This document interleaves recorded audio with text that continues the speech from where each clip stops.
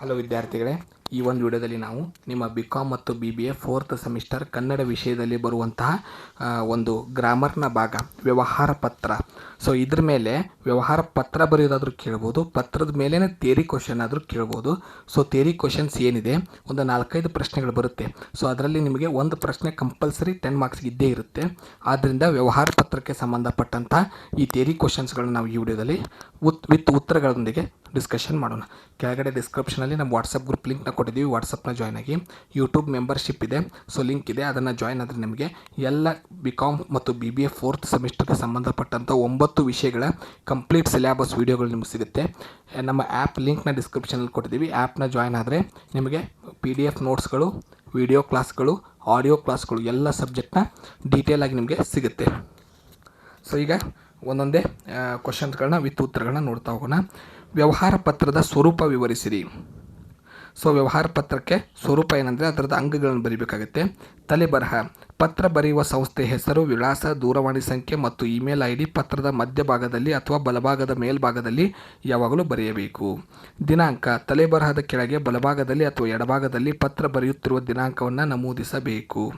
ಒಳವಿಳಾಸ: ಪತ್ರವನ್ನು ಯಾರಿಗೆ ಕಳುಹಿಸಲಾಗುತ್ತಿದೆಯೋ ಅವರ ಹೆಸರು, ಹುದ್ದೆ ಮತ್ತು ಅವರ ವಿಳಾಸವನ್ನು ಎಡಭಾಗದಲ್ಲಿ ಬರೆಯಬೇಕು. ವಿಷಯ: ಪತ್ರವು ಯಾವುದಕ್ಕೆ ಸಂಬಂಧಿಸಿದೆ ಎಂಬುದನ್ನು ಒಂದು ಸಾಲಿನಲ್ಲಿ ಸಂಕ್ಷಿಪ್ತವಾಗಿ ತಿಳಿಸಬೇಕು. ಇದರಿಂದ ಓದುಗರಿಗೆ ಪತ್ರದ ಉದ್ದೇಶ ಮತ್ತು ತಕ್ಷಣವಾಗಿ ತಿಳಿಯುತ್ತದೆ. ಗೌರವ ಸಂಬೋಧನೆ: ಪತ್ರ ಸ್ವೀಕರಿಸುವವರಿಗೆ ಗೌರವ ಸೂಚಿಸಬೇಕು. ಉದಾಹರಣೆಗೆ ಮಾನ್ಯರೇ ಎಂದು ಸಂಬೋಧಿಸುವುದು. ಪತ್ರದ ಒಡಲು: ಇದು ಪತ್ರದ ಮುಖ್ಯ ಭಾಗ. ಇದನ್ನು ಸಾಮಾನ್ಯವಾಗಿ 3 ಪ್ಯಾರಾಗ್ರಾಫ್ನಲ್ಲಿ ಬರೆಯಲಾಗುತ್ತದೆ. ಸೌಜನ್ಯಯುತ ಮುಕ್ತಾಯ: ಪತ್ರದ ಕೊನೆಯಲ್ಲಿ ಬಲಭಾಗದಲ್ಲಿ ತಮ್ಮ ವಿಶ್ವಾಸಿ ಅಥವಾ ವಂದನೆಗಳೊಂದಿಗೆ ಎಂದು ಬರೆಯಬೇಕು. ಸಹಿ: ಮುಕ್ತಾಯದ ಪದಗಳ ಕೆಳಗೆ ಕಳುಹಿಸುತ್ತಿರುವವರ ಸಹಿ ಮತ್ತು ಅವರ ಹುದ್ದೆ ಹೆಸರು ಇರಬೇಕು. ಲಗತ್ತುಗಳು: ಪತ್ರದ ಜೊತೆಗೆ ಬೇರೆ ಯಾವುದಾದರೂ ದಾಖಲೆಗಳನ್ನು ಕಳುಹಿಸುತ್ತಿದ್ದರೆ ಪತ್ರದ ಎಡಭಾಗದ ಕೊನೆಯಲ್ಲಿ ಲಗತ್ತು ಎಂದು ಬರೆದು ಅವುಗಳ ಪಟ್ಟಿಯನ್ನು ಬರೆಯಬೇಕು. 2ನೇ ಪ್ರಶ್ನೆ: ವ್ಯವಹಾರ ಪತ್ರದ ಲಕ್ಷಣಗಳನ್ನು ವಿವರಿಸಿರಿ. ಸ್ಪಷ್ಟತೆ: ಪತ್ರದ ಭಾಷೆ ಸರಳವಾಗಿರಬೇಕು. ಓದುಗರಿಗೆ ವಿಷಯವು ಒಂದೇ ಬಾರಿಗೆ ಅರ್ಥವಾಗುವಂತಿರಬೇಕು. ಅಸ್ಪಷ್ಟ ಪದಗಳನ್ನು ಬಳಕೆ ಮಾಡಬಾರದು. ಸಂಕ್ಷಿಪ್ತತೆ: ವಿಷಯವನ್ನು ಆದಷ್ಟು ಕಡಿಮೆ ಪದಗಳಲ್ಲಿ ಹೇಳಬೇಕು. ಅನಗತ್ಯವಾದ ಹರಟೆ ಅಥವಾ ವಿಷಯಕ್ಕೆ ಸಂಬಂಧಿಸದೇ ಇರುವಂಥ ಮಾಹಿತಿಯನ್ನು ಬರೆಯಬಾರದು. ಸೌಜನ್ಯ: ಪತ್ರದ ಭಾಷೆ ಗೌರವಯುತವಾಗಿ ಮತ್ತು ವಿನಯಶೀಲವಾಗಿ ಇರಬೇಕು. ಇದು ವ್ಯವಹಾರದ ಸಂಬಂಧವನ್ನು ಗಟ್ಟಿಗೊಳಿಸಲು ಸಹಾಯ ಮಾಡುತ್ತದೆ. ನಿಖರತೆ: ಪತ್ರದಲ್ಲಿ ನೀಡುವ ಮಾಹಿತಿ ಅಂಕಿಅಂಶಗಳು, ದಿನಾಂಕ, ವ್ಯಾಕರಣದ ದೋಷಗಳಿಲ್ಲದೆ ಸರಿಯಾಗಿರಬೇಕು. ತಪ್ಪು ಮಾಹಿತಿ ವ್ಯವಹಾರದಲ್ಲಿ ಗೊಂದಲವನ್ನು ಉಂಟುಮಾಡುತ್ತದೆ. ಸಂಪೂರ್ಣತೆ: ಪತ್ರವು ಓದುಗನಿಗೆ ಬೇಕಾದ ಎಲ್ಲ ಅಗತ್ಯ ಮಾಹಿತಿಯನ್ನು ಒಳಗೊಂಡಿರಬೇಕು. ಉದಾಹರಣೆಗೆ ಆರ್ಡರ್ ಮಾಡುವಾಗ ವಸ್ತುವಿನ ಹೆಸರು, ಪ್ರಮಾಣ, ಮಾದರಿ ಸ್ಪಷ್ಟವಾಗಿ ತಿಳಿಸಬೇಕು. ನೈಜತೆ: ಅಮೂರ್ತವಾಗಿ ಮಾತನಾಡುವ ಬದಲು ನಿರ್ದಿಷ್ಟವಾದ ಸಂಗತಿಗಳನ್ನು ಹೇಳಬೇಕು.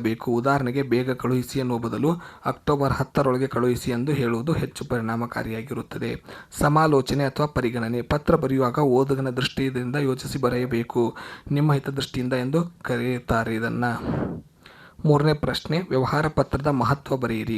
ಅಧಿಕೃತ ದಾಖಲೆ: ವ್ಯವಹಾರ ಪತ್ರಗಳು ಭವಿಷ್ಯದ ಉಲ್ಲೇಖಕ್ಕಾಗಿ ಲಿಖಿತ ಸಾಕ್ಷಿಯಾಗಿ ಕಾರ್ಯನಿರ್ವಹಿಸುತ್ತವೆ. ಮೌಖಿಕ ಮಾತುಗಳಿಗಿಂತ ಲಿಖಿತ ಪತ್ರಗಳು ಕಾನೂನುಬದ್ಧತೆ, ಮಾನ್ಯತೆ ಹೆಚ್ಚಾಗಿರುತ್ತದೆ. ಸಂಬಂಧಗಳ ವೃದ್ಧಿ: ದೂರದ ಊರಿನಲ್ಲಿರುವ ಗ್ರಾಹಕರು, ಪೂರೈಕೆದಾರರು ಮತ್ತು ಏಜೆಂಟ್ಗಳೊಂದಿಗೆ ನಿರಂತರ ಸಂಪರ್ಕದಲ್ಲಿರಲು ಮತ್ತು ಉತ್ತಮ ವೃತ್ತಿಪರ ಸಂಬಂಧ ಬೆಳೆಸಲು ಇದು ಸಹಾಯ ಮಾಡುತ್ತದೆ. ವೆಚ್ಚ ಕಡಿಮೆ: ಮುಖಾಮುಖಿ ಭೇಟಿ, ಪ್ರಯಾಣಕ್ಕೆ ಹೋಲಿಸಿದರೆ ಪತ್ರ ವ್ಯವಹಾರವು ತುಂಬ ಕಡಿಮೆ ಖರ್ಚಿನದ್ದು ಮತ್ತು ಮಾಹಿತಿ ವಿನಿಮಯ ಮಾಡಲು ಸಹಾಯ ಮಾಡುತ್ತದೆ. ಸಂಸ್ಥೆಯ ಪ್ರತೀಕ: ಒಂದು ಉತ್ತಮವಾಗಿ ವಿನ್ಯಾಸಗೊಳಿಸಿದ ಪತ್ರವು ಸಂಸ್ಥೆಯ ಘನತೆ ಮತ್ತು ವೃತ್ತಿಪರತೆಯನ್ನು ಪ್ರತಿಬಿಂಬಿಸುತ್ತದೆ. ಇದು ಸಂಸ್ಥೆಯ ಬಗ್ಗೆ ಮಾರುಕಟ್ಟೆಯಲ್ಲಿ ಉತ್ತಮ ಗೌರವವನ್ನು ಮೂಡಿಸುತ್ತದೆ. ಗೊಂದಲ ನಿವಾರಣೆ: ಸಂಕೀರ್ಣವಾದ ವ್ಯಾಪಾರ ಒಪ್ಪಂದಗಳು ಅಥವಾ ಷರತ್ತುಗಳು ಲಿಖಿತ ರೂಪದಲ್ಲಿ ನೀಡಿದಾಗ ಗೊಂದಲಗಳಿಗೆ ಅವಕಾಶವಿರುವುದಿಲ್ಲ. ಇದು ತಪ್ಪು ತಿಳುವಳಿಕೆಯನ್ನು ತಡೆಯುತ್ತದೆ. ಪ್ರಚಾರದ ಮಾಧ್ಯಮ: ವಿಕ್ರಯ ಪತ್ರಗಳು, ಸೇಲ್ಸ್ ಲೆಟರ್ನ ಮೂಲಕ ನಾವು ಹೊಸ ಉತ್ಪನ್ನಗಳನ್ನು, ರಿಯಾಯಿತಿಗಳನ್ನು, ಸೇವೆಗಳ ಬಗ್ಗೆ ಗ್ರಾಹಕರಿಗೆ ಮಾಹಿತಿ ನೀಡಿ ಮಾರಾಟವನ್ನು ಹೆಚ್ಚಿಸಬಹುದಾಗಿದೆ. ಸಮಯದ ಉಳಿತಾಯ: ಒಂದೇ ಮಾಹಿತಿಯನ್ನು ಏಕಕಾಲದಲ್ಲಿ ಅನೇಕ ವ್ಯಕ್ತಿಗಳಿಗೆ ಅಥವಾ ಸಂಸ್ಥೆಗಳಿಗೆ ಪತ್ರದ ಮೂಲಕ ತಲುಪಿಸಬಹುದು. ಇದು ಸಮಯವನ್ನು ಉಳಿಸುತ್ತದೆ. 4ನೇ ಪ್ರಶ್ನೆ: ವ್ಯವಹಾರ ಪತ್ರದ ಅಂಗಗಳನ್ನು ವಿವರಿಸಿರಿ. ತಲೆಬರಹ, ದಿನಾಂಕ, ಉಲ್ಲೇಖ ಸಂಖ್ಯೆ, ಒಳವಿಳಾಸ, ವಿಷಯ, ಗೌರವ ಸಂಬೋಧನೆ, ಪತ್ರದ ಒಡಲು, ಆರಂಭ ಹೇಗಿರಬೇಕು, ಮಧ್ಯಭಾಗ ಹೇಗಿರಬೇಕು, ಕೊನೆಗೆ ಹೇಗಿರಬೇಕು, ಸೌಜನ್ಯಯುತ ಮುಕ್ತಾಯ, ಸಹಿ. ಲಗತ್ತುಗಳು: ಸೊ ಇದು ಸ್ವರೂಪ ಮತ್ತು ಅಂಗಗಳು ಸೇಮ್ ಇರುತ್ತೆ ಆನ್ಸರ್. ಅದನ್ನೇ ಇದಕ್ಕೂ ಬರಿಬೋದು, ಇದನ್ನೇ ಅದಕ್ಕೂ ಕೂಡ ಬರಿಬೋದು ನೀವು. ವ್ಯವಹಾರ ಪತ್ರ ಬರೆಯುವಾಗ ಅನುಸರಿಸಬೇಕಾದ ಕ್ರಮಗಳನ್ನು ವಿವರಿಸಿರಿ. ಉದ್ದೇಶದ ಸ್ಪಷ್ಟತೆ. ಪತ್ರ ಬರೆಯಲು ಕುಳಿತುಕೊಳ್ಳುವ ಮೊದಲೇ ಅದರ ಉದ್ದೇಶ ಏನೆಂಬುದು ನಿಮಗೆ ಸ್ಪಷ್ಟವಾಗಿರಬೇಕು. ಇದು ವಿಚಾರಣಾ ಪತ್ರವೇ, ಆರ್ಡರ್ ಮಾಡುವ ಪತ್ರವೇ, ದೂರು ನೀಡುವ ಪತ್ರವೇ ಎಂದು ನಿರ್ಧರಿಸಬೇಕು.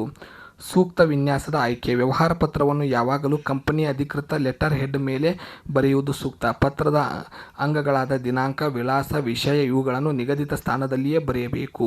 ಸಂಕ್ಷಿಪ್ತ ಮತ್ತು ನೇರ ನಿರೂಪಣೆ. ಅನಗತ್ಯ ಪೀಠಿಕೆ ಅಥವಾ ವೈಯಕ್ತಿಕ ವಿಷಯಗಳನ್ನು ಬರೆಯಬಾರದು. ವಿಷಯವನ್ನು ನೇರವಾಗಿ ಮತ್ತು ಸಂಕ್ಷಿಪ್ತವಾಗಿ ಮಂಡಿಸಬೇಕು.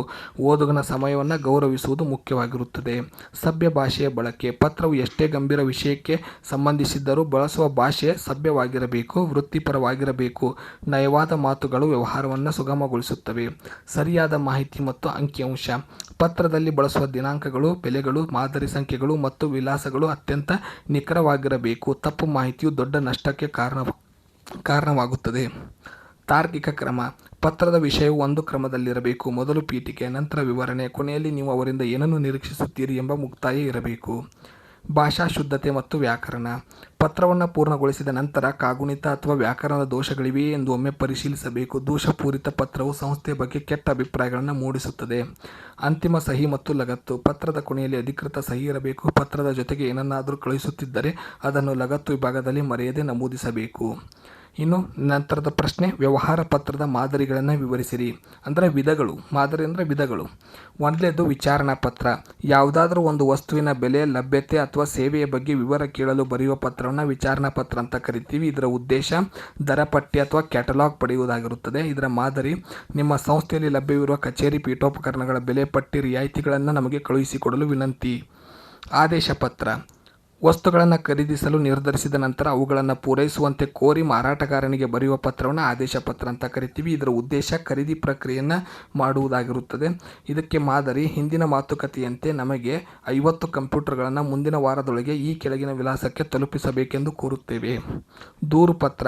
ಪೂರೈಕೆದಾರರು ಸರಕುಗಳಲ್ಲಿ ದೋಷವಿದ್ದಾಗ ಅಥವಾ ಸೇವೆಯಲ್ಲಿ ವಿಳಂಬವಾದಾಗ ಅಸಮಾಧಾನ ವ್ಯಕ್ತಪಡಿಸಲು ಬರೆಯುವ ಪತ್ರವನ್ನು ದೂರು ಪತ್ರ ಎಂದು ಕರೆಯುತ್ತೇವೆ. ಉದ್ದೇಶ ಸಮಸ್ಯೆಯನ್ನು ಸರಿಪಡಿಸುವುದಕ್ಕಾಗಿ ಈ ಪತ್ರವನ್ನು ಬರೆಯುತ್ತೇವೆ. ಮಾದರಿ, ನಿಮ್ಮಿಂದ ಬಂದಿರುವ 10 ಟಿವಿಗಳಲ್ಲಿ 9 ಟಿವಿ ಪರದೆ ಒಡೆದಿದ್ದು, ದಯವಿಟ್ಟು ಅವುಗಳನ್ನು ಬದಲಿಸಿಕೊಡಲು ವಿನಂತಿಸುತ್ತೇವೆ. ವಿಕ್ರಯ ಪತ್ರ. ತಮ್ಮ ಕಂಪನಿ ಉತ್ಪಾದಿಸಿರುವ ಹೊಸ ಉತ್ಪನ್ನ ಅಥವಾ ಸೇವೆಯನ್ನು ಗ್ರಾಹಕರಿಗೆ ಮಾಹಿತಿ ನೀಡಿ ಅದನ್ನು ಖರೀದಿಸಲು ಕೋರಿ ಬರೆಯುವಂಥ ಪತ್ರವನ್ನು ವಿಕ್ರಯ ಪತ್ರ ಅಂತ ಕರಿತೀವಿ. ಉದ್ದೇಶ ಮಾರುಕಟ್ಟೆಯನ್ನು ವಿಸ್ತರಿಸುವುದು, ಮಾರಾಟವನ್ನು ಹೆಚ್ಚಿಸುವುದು. ವಸೂಲಾತಿ ಪತ್ರ. ಬಾಕಿ ಇರುವ ಹಣವನ್ನು ಪಾವತಿಸುವಂತೆ ನೆನಪಿಸಲು ಗ್ರಾಹಕರಿಗೆ ಬರೆಯುವಂಥ ಪತ್ರವನ್ನು ವಸೂಲಾತಿ ಪತ್ರ ಅಂತ ಕರಿತೀವಿ. ಇದರ ಉದ್ದೇಶ ಸೌಜನ್ಯದಿಂದ ಬಾಕಿ ಹಣವನ್ನು ವಸೂಲಿ ಮಾಡುವುದಾಗಿರುತ್ತದೆ. ಹುದ್ದೆಯ ಅರ್ಜಿ ಬರೆಯುವ ನಮೂನೆಯನ್ನು ವಿವರಿಸಿರಿ. ನೆಕ್ಸ್ಟ್ ಪ್ರಶ್ನೆ ಇದು ವ್ಯವಹಾರ ಪತ್ರಕ್ಕೆ ಸಂಬಂಧಿಸಿದ. ಸೊ ಇದಿಷ್ಟು ವ್ಯವಹಾರ ಪತ್ರಕ್ಕೆ ಸಂಬಂಧಪಟ್ಟಂಥ 6 ಪ್ರಶ್ನೆಗಳು ನಿಮಗೆ ಎಕ್ಸಾಮ್ನಲ್ಲಿ ಅತಿ ಮುಖ್ಯವಾಗಿರುತ್ತೆ. ಇದರ ಮೇಲೇ ನಿಮಗೆ ಪ್ರಶ್ನೆಗಳು ಬರುತ್ತೆ. ಸೊ ಇವಿಷ್ಟು ಕ್ವಶನ್ಸ್ಗಳನ್ನ ನೀವು ನೋಡಿಕೊಂಡ್ರೆ ಸಾಕು. ಮುಂದಿನ ವಿಡಿಯೋದಲ್ಲಿ ಮತ್ತೊಂದು ಇದೇ ರೀತಿಯಾದಂಥ ಟಾಪಿಕ್ನೊಂದಿಗೆ ಸಿಗೋಣ. ಧನ್ಯವಾದಗಳು.